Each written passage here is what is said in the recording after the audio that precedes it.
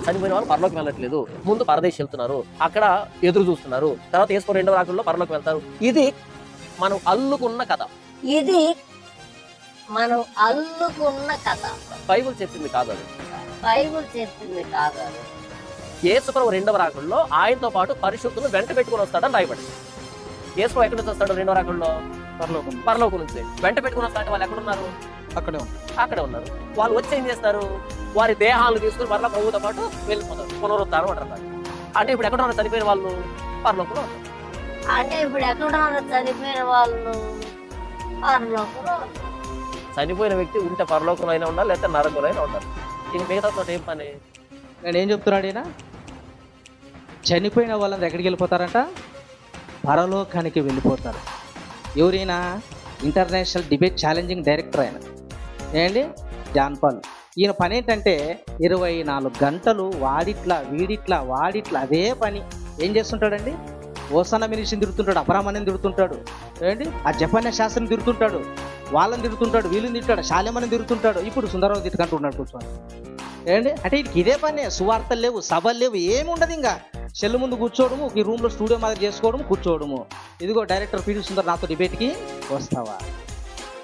కనీసం చూసే ఏంటి ఈయన జ్ఞానం ఏందని చూస్తే, ఈయన జ్ఞానం ఏం తెలుసా?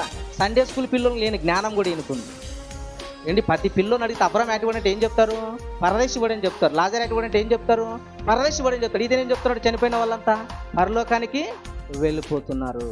అంటే ఈయన జ్ఞానం చూడండి ఎంత స్టాండర్డ్ ఉందని చూడండి. ఏంటి కనీసం మరణించిన తర్వాత ఎక్కడికి వెళ్ళిపోతున్నారనే సందర్భం కూడా ఈయనకి తెలియదు. నిజంగా మన దాంట్లో డిప్లొమా చేసే పిల్లలు నిలబెట్టినా చెప్తాడు చనిపోయిన తర్వాత ఎక్కడికి వెళ్తారు అన్నారు. ఎవరు చెప్తారు? మన దగ్గర నుంచి డిప్లొమా స్టూడెంట్ పెడితే ఏ వేలు మొదలుకొని మరణించే వారంతా ఎక్కడికి వెళ్తారని బోధిస్తే ఏం చెప్తారు తెలుసా? పరదేశిలో నెమ్మది పొందుతున్నారా అని చెప్తారు. కానీ ఇతను ఏం చెప్తున్నాడు? ఏంటి పరలోకానికి ఇంకా పరదేశికి ఏంటంటే అల్లుకున్నమాట కథ అంటది. ఇది కథన పరదేశ్ అనేది మనం అల్లుకున్నమాట. చనిపోయిన వాళ్ళంతా పరదేశికి వెళ్తారు. ఇది వీళ్ళు అల్లుకున్న కథ. బైబుల్ ఆధారాలు లేవంటాడు. బైబుల్ ఆధారాలు లేవా? చూడండి